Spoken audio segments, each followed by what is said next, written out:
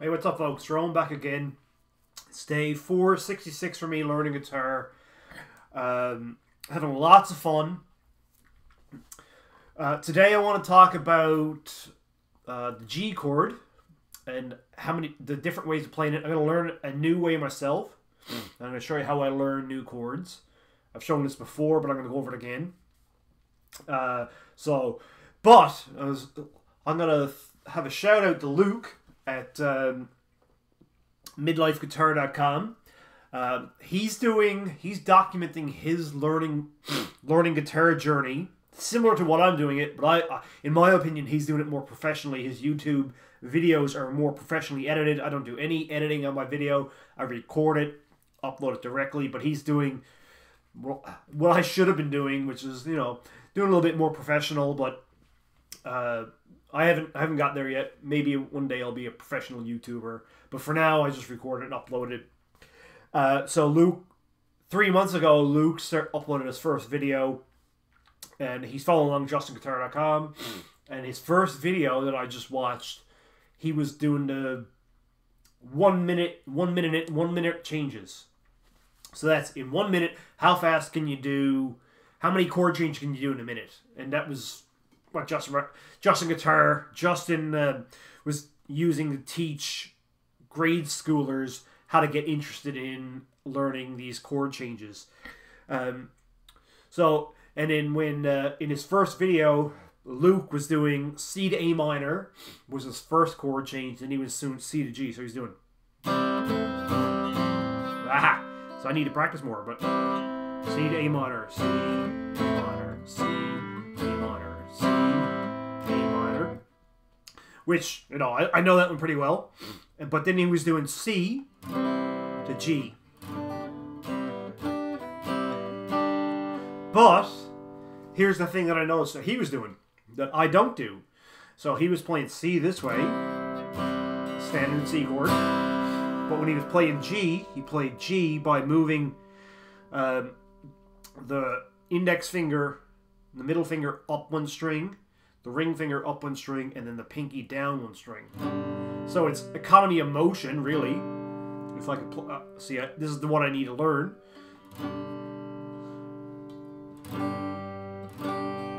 I don't know. No, still don't have it. Let's see if I can get it.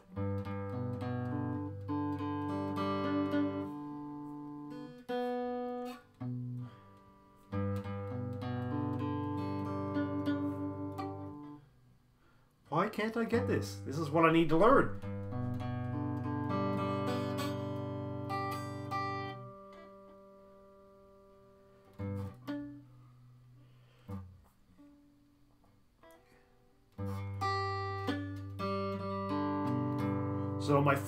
So while I'm diagnosing what's going on, my fingernail is hitting the B string.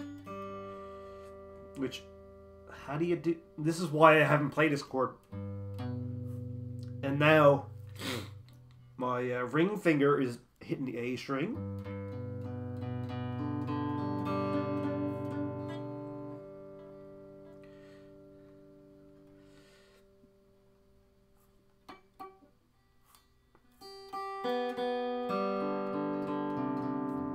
No, almost.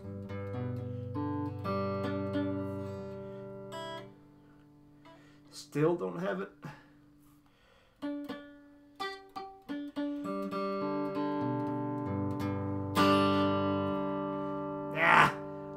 What?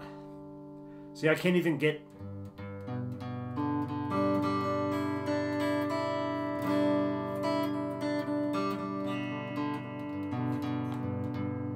I think I got it.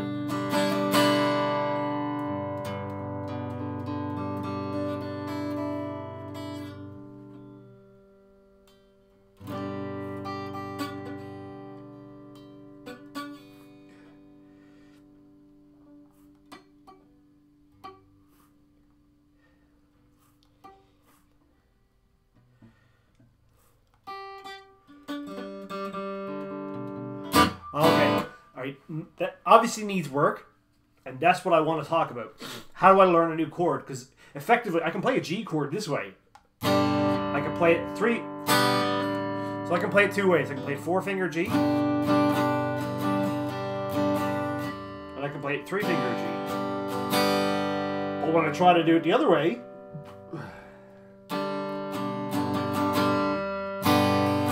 that's how it's supposed to sound. But when I play it the other way, it sounds.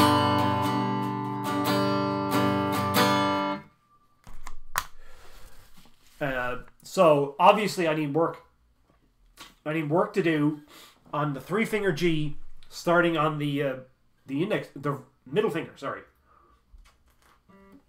So shout out to Luke. Shout out to Luke for prompting this whole video, because now I'm thinking about, well, how the hell am I gonna make? How do I do that? Effectively, it's a new chord. Effectively, a new chord. It's a G chord, but played in a way that I haven't played it before. And there's other chords like that I need to be able to do as well. So say I can play the F bar chord.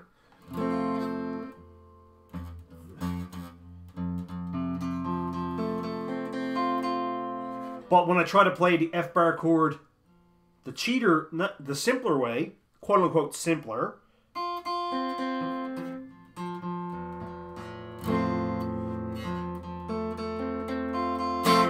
I have trouble with that. So eventually this process. Oh, I just threw my pick. Sorry about that. So I need to learn. There's at least two chords that I want to learn alternative ways of playing. For example, and maybe a third. So the D chord, if I could play it right. But maybe I want to play it this way for some strange reason. Using alternate fingering so I can bar it eventually.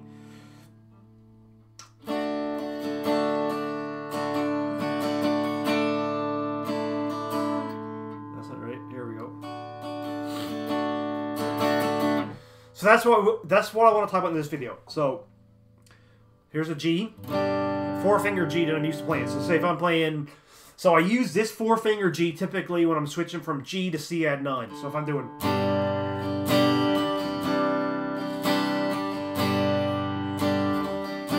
so C add 9 is the C chord with the 9th added in. So here's a typical C. So I can play C.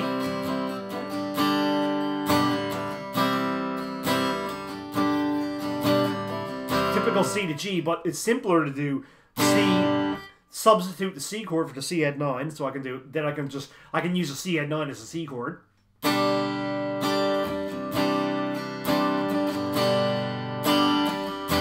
So to do it this way, I'm locking 2 fingers on the top 2 strings, and all I'm doing is I'm dropping these 2 fingers up and down. So I'm switching from G, C add 9.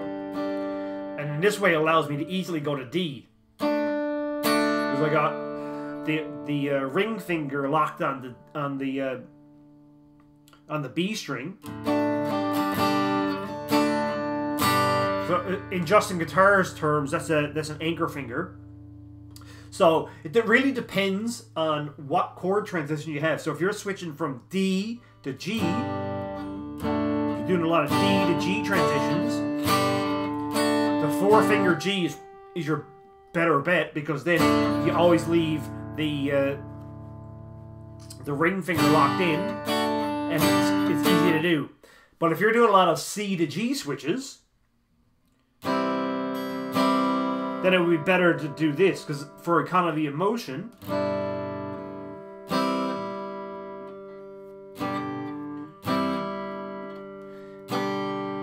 I don't have to. So instead of going to the 4-finger G, which means I got to move the fingers a lot more further distance, which means it's slower in general, I can do C, but move these 2 fingers up and this finger down. But that is obviously going to be quicker than this, because your fingers have to move a slower a lower distance, smaller distance. Sorry. So that's what we want. So to recap, so far we've got the 4-finger G, but that's not your standard G. What Justin Guitar would teach you is the 3-finger G, which is the ring finger on the high E, the index finger on the A string, and then the middle finger on the G string. A typical G chord, 3-finger G, and then switch to a standard C chord. Same thing, but if I do a 4-finger G, so it's going to be pinky on the high E, ring finger on the B string. I've got the middle finger on the low E, and the index finger on the A.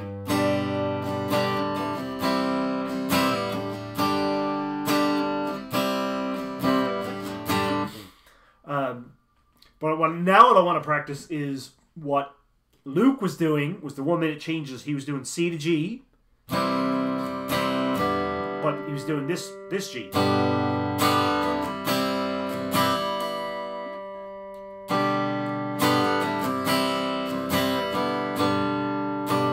Still the 3-finger G, but instead of you starting off of the index finger, you're going to start on the middle finger on the A, the ring finger on the low E, and then the pinky on the high E.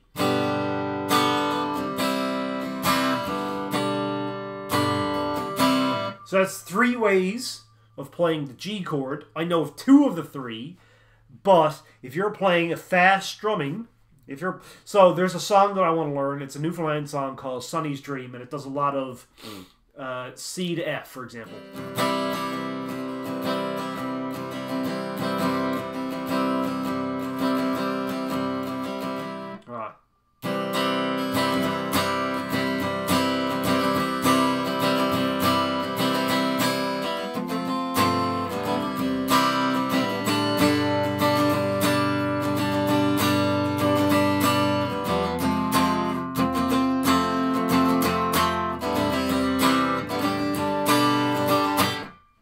So in that kind of song, it's C, F, and G, and you switch from C to F, but I'm doing a lot of finger moving. So I'm moving C chord, but I'm doing the F bar chord, which is obviously all 4 fingers are moving, which is not as efficient as doing this chord, because if you're playing a C chord, then all you really need to do is drop these 2 fingers down, and then bar this, and that's an F, but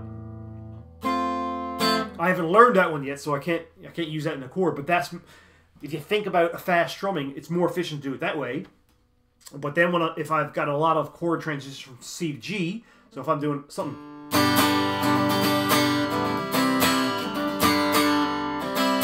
so if I'm doing that kind of a thing, how fast you can go really depends on how fast you can move your fingers.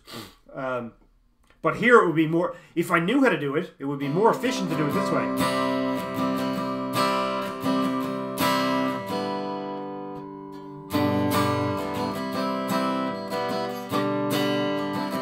Because you can tell, but just look at the motion that my fingers do. So here's C.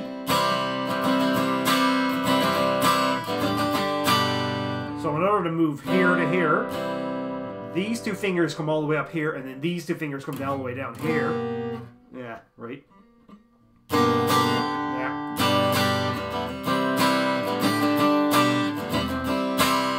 So all 4 fingers are moving, but if I play it this way, if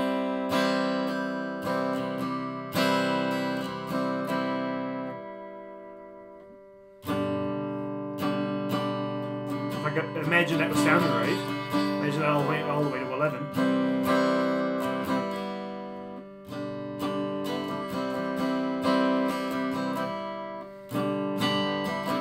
So you can, even just looking at it, it looks, the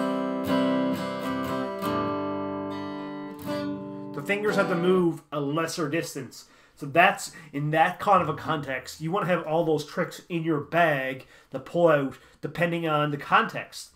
So you want to so right now we got 3 ways of playing the G. Here's your standard way. If you're learning just a guitar, you'll play a 3-finger G on the ring finger and a high E. You'll do index finger on the A, and then you'll do middle finger on a low E. Standard way to learn the G chord. And then you'll play a C chord, typical.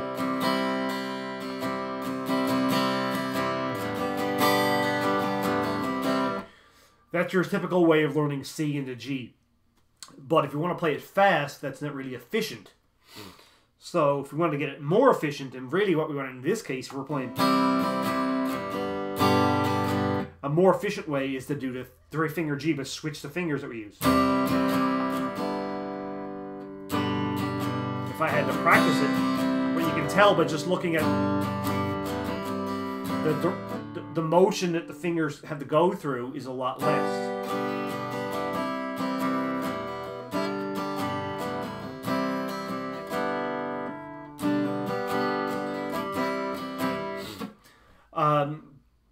And then we can play the 4-finger G is very similar to the 3-finger G in terms of motion.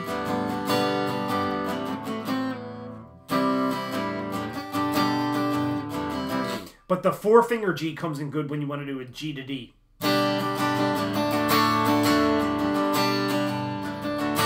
So if your song has G to D, you probably want to do a 4-finger G. But if it's more predominantly from C to G, you probably want to do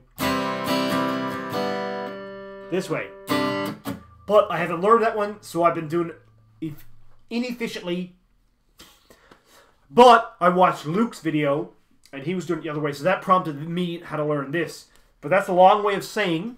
So how far are we in this? 17 minutes in. But that's explaining the 3 variants of the G chord. And shout out to Luke for prompting this whole video. So now what I want to do, so obviously the 3-finger G starting this way, starting with the middle finger, the ring finger, and the pinky, is something I haven't practiced that I should practice. I've been 15 months learning guitar.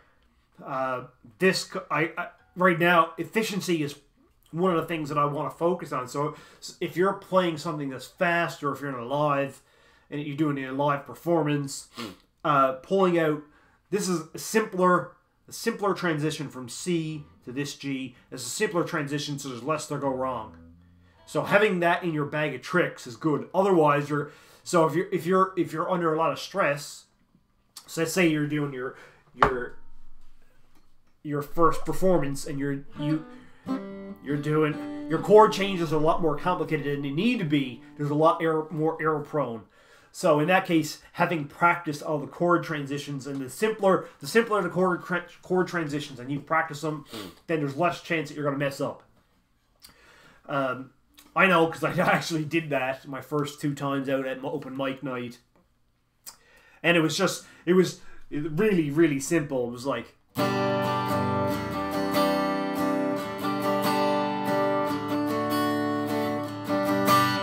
so having the ability to play simpler chord transitions and different fingering based off of whatever song you're playing is really an important skill. Now, this is something that I didn't pick up on the first time I went through Justin Guitar. I was just trying to figure out, all right, how do I play G, C, and D?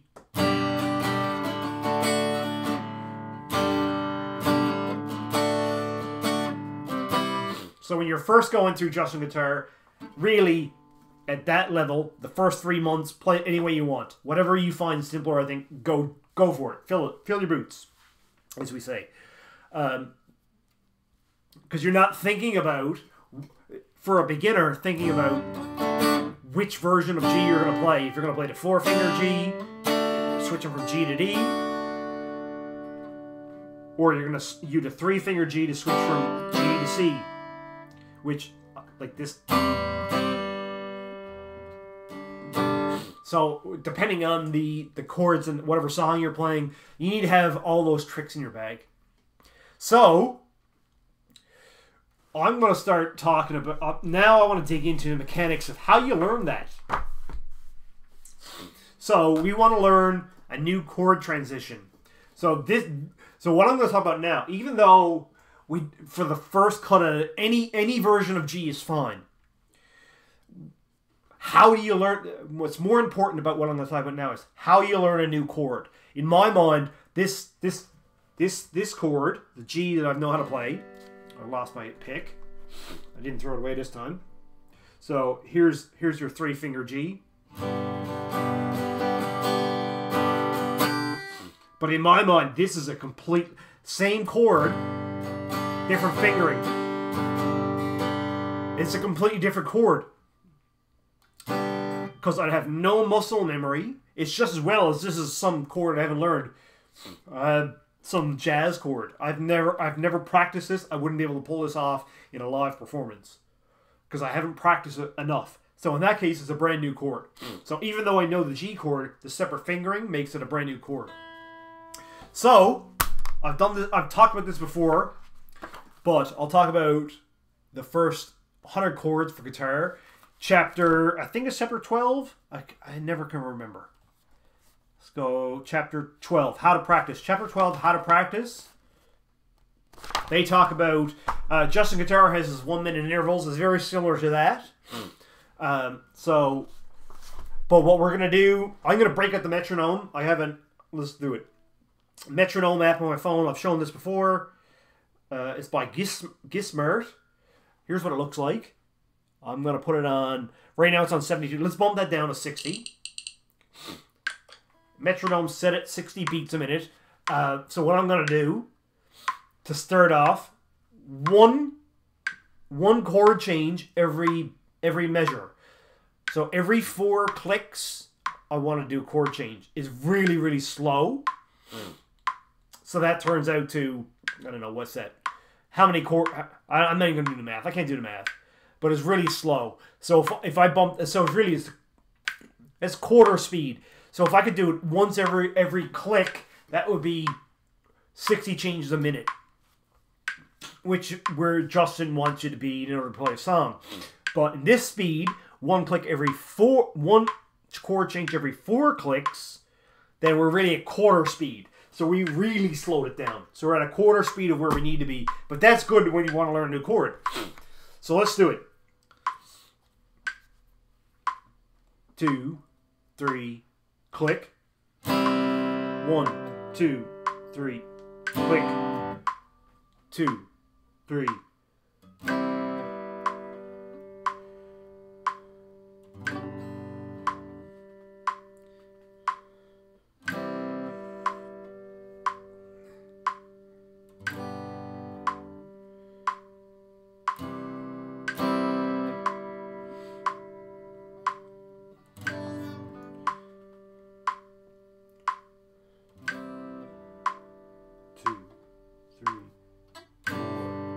So, to talk about what all this is going, we don't particularly care about getting 100% sounding correct. What we care about is the fingers are in the right place.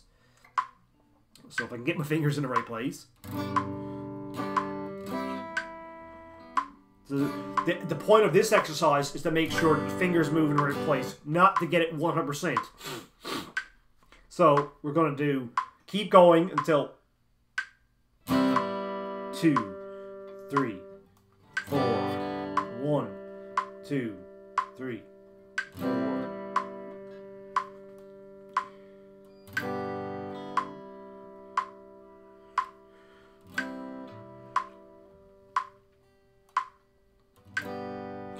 Sounded better.